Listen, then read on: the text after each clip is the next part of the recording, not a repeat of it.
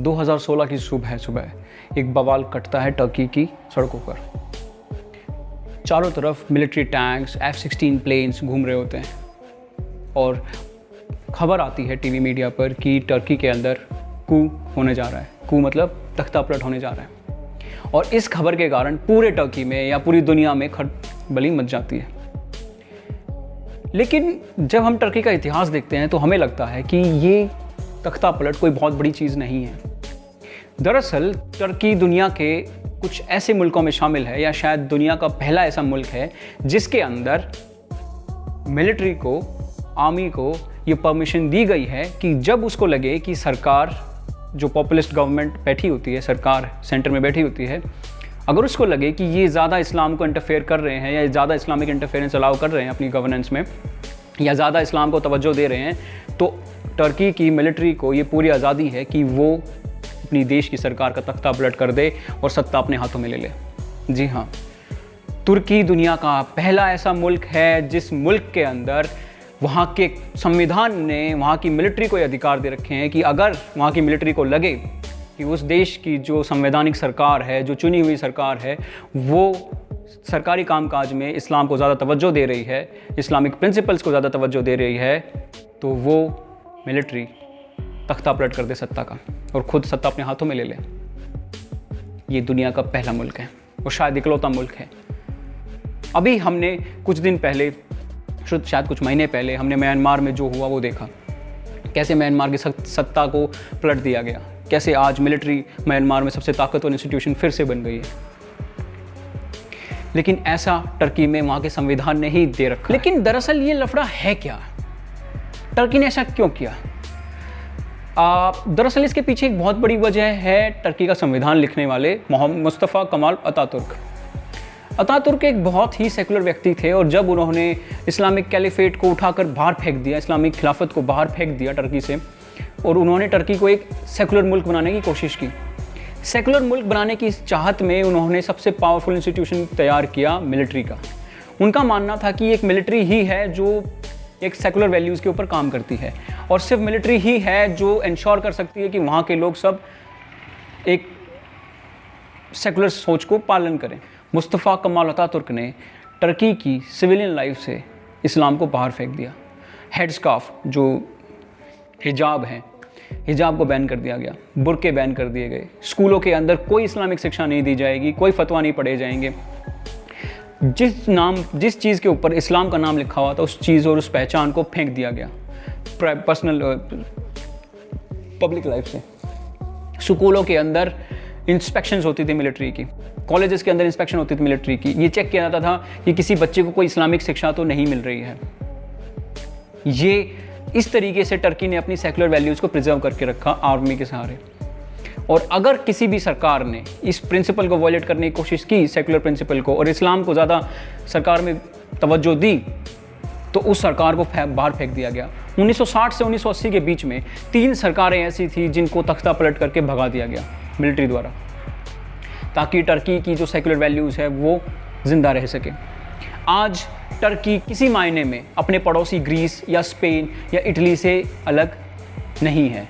आज Turkish society में अगर आप घूमेंगे, आप रहेंगे, तो आपको पता चलेगा कि टर्की का जो लोग यूथ है वो बिल्कुल वैसे जीता है जैसे इटली का आदमी जीता है। नग्नता है और इन्जॉयमेंट है, वो ड्रिंक करते हैं, शराब अलाउड है, हुक्के बार अलाउड है, विमेन जो औरतें हैं वो कहीं भी घूम सकती हैं, कहीं भी जा सकती हैं। ये कमाल अतातुर्क की देन थी टर्किश सोसाइटी को। लेकिन 1980 के बाद से लगातार ये सेकुलर प्रिंसिपल्स को कॉम्प्रोमाइज़ किया जा रहा है टर्किश सोसाइटी में। 1980 के बाद से टर्की लगातार एक कॉम्प्रोमाइज़ ढूंढ रहा है राइट और लेफ़्ट के बीच में।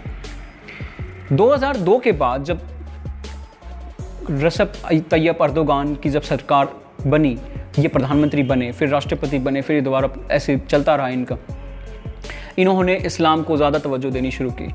एक्चुअली शुरुआत में अर्दोगान जो थे वो एक प्रो यूरोपियन किस्म के बंदे थे और उन्होंने अपनी जो राजनीति थी वो मुसलमानों को खुश करने में और यूरोपियन यूनियन को खुश करने में लगाई। तो यूरोपियन यूनियन और अमेरिका को ज़्यादा कुछ धमकी या थ्रेट महसूस नहीं हुई अर्दोगान के राइज से। उनको लगा कि ठीक है, ये हमारे बीच में कॉम्प्रोमाइज़ करा देगा, जो ट्रेडिशनल इस्लामिक सोसाइटी है उसमें और एक मॉडर्न थिंकिंग सोसाइटी के बीच में कॉम्प्रोमाइज़ करा देगा अर्दोगान। लेकिन धीरे धीरे अर्दोगान यूरोपियन सोसाइटी से दूर और इस्लामिक सोसाइटी के पास जाते नज़र आ रहे हैं। उनकी पिछली सियासतें अगर आप देखें, हाया सोफिया मस्जिद, उसको मस्जिद बना दिया गया, हाया सोफिया म्यूज़ियम को, और हेड स्कार्फ के ऊपर लगा हुआ बैन हटा दिया गया है, हिजाब के ऊपर जो बैन था वो हटा दिया गया है, और भी बहुत सारे कदम उठाए जा रहे हैं जिससे टर्किश सोसाइटी के अंदर इस्लाम का पुनर्जागरण हो रहा है। और इस चीज़ से अमेरिका और यूरोप बिल्कुल खुश नहीं है। और जब अमेरिका खुश नहीं होता तो क्या करता है? तख्ता पलट। 2016 में यही कोशिश की गई और हो सकता है ऐसी कुछ अटकलें लगाई जाती हैं कि आने वाले वक्त में भी ऐसी कुछ कोशिशें की जा सकती हैं। लेकिन 2016 की तख्ता पलट की कोशिश से अर्दोगान सजग हो गए और उन्होंने मिलिट्री शासन को या मिलिट्री प्रशासन को इस तरीके से न्यूट्रलाइज कर दिया है कि आने वाले वक्त में टर्की के अंदर आपको तख्ता पलट देखने को मिल ही नहीं सकता। आज मिलिट्री बिल्कुल एक बैक स्टेप की जाके खड़ी हो चुकी। अर्दोगान ने तुर्की के संविधान तक को बदल दिया। उस संविधान के अंदर बहुत सारी ऐसी चीज़ें थी जिसके कारण मिलिट्री को पावर मिलती थी, वो सारी पावर मिलिट्री से छीन ली गई हैं। आज मिलिट्री बस एक अंडर इंस्टीट्यूशन की तरह काम करता है। और जो टर्की का जो हाई प्रोफाइल यूथ है, जो मॉडर्न यूथ है, वो भी इस चीज़ को मानता है या जानता है या चाहता है कि जो आर्मी है वो एक साइड रोल अपनाए, मेन स्ट्रीम तख्ता पलट ना करे, क्योंकि वो यूरोपियन तौर तरीकों में ढला हुआ है। जो आज का टर्किश यूथ है, जो मॉडर्न है, यूरोपियन जैसा ही है, और वो ये चीज़ देखता है और महसूस करता है कि जैसे यूरोप है, वेस्टर्न यूरोपियन कंट्रीज़ हैं, फ्रांस, नीदरलैंड्स, जर्मनी, ब्रिटेन, वहाँ पर कभी तख्ता पलट नहीं होते। तो वो भी चाहता है कि हमारा देश भी ऐसे ही रहे जिस तरीके से वेस्टर्न यूरोपियन रहते हैं।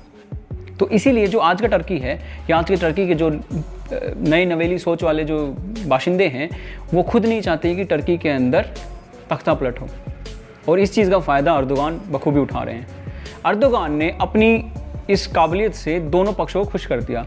एक तो अल्ट्रा ऑर्थोडॉक्स जो मुस्लिम थे उनको खुश कर दिया कि ठीक है, मैं तुम्हारे जैसा हूँ, तुम्हारी तरह रहना चाहता हूँ, और दूसरा उन्होंने दुनिया को ये, अपने जो टर्की के मॉडर्न लोग हैं उनको ये दिखा दिया कि तुम्हारे लिए आर्मी का जो शासन होगा वो अच्छा नहीं होगा, क्योंकि देखो वेस्टर्न यूरोप में तो किसी देश में आर्मी का शासन नहीं है, तो आप लोग क्यों आर्मी का शासन चाहते हैं। इस चीज़ से अर्दोगान ने एक तीर से दो निशाने लगा दिए और अर्दोगान ने मिलिट्री को एक छोटे इंस्टीट्यूशन के तौर पर स्थापित कर दिया है। आज सिविलियन कंट्रोल पूरी तरीके से मिलिट्री पर हावी है। आज अर्दोगान जो चाहते हैं वहाँ की मिलिट्री वही करती है, और जो मिलिट्री का अफसर अर्दोगान की बात नहीं मानता उसको अर्दोगान बाहर का रास्ता बखूबी दिखा सकते हैं और दिखाते हैं। इस तरीके से अर्दोगान ने अपने ऊपर होने वाले तख्ता पलट को पहले ही टाल दिया है। हालांकि ये जो महाशय अर्दोगान हैं ये भारत के और दक्षिण एशिया के पक्ष में बिल्कुल अच्छे नहीं हैं। इनकी पाकिस्तान से ज़्यादा बनती है, इनकी ईरान से ज़्यादा बनती है। एक्चुअली ईरान से बनती नहीं है, मजबूरी है। टर्की कभी ऐसे मुल्कों में शामिल था जो इजराइल के साथ संबंध रखता था। टर्की दुनिया का पहला मुस्लिम मुल्क था जिसकी इजराइल से बनती थी। क्यों? क्योंकि टर्की तो खुद सेकुलर मुस्लिम मुल्क था और इजराइल यहूदी था। लेकिन आज वही टर्की इस्लाम के चक्कर में इजराइल से दूर जा रहा है और ईरान और पाकिस्तान के करीब आ रहा है, क्योंकि तुर्की चाहता है कि वो इस दुनिया में मुसलमानों का वजूद का ठेकेदार बने।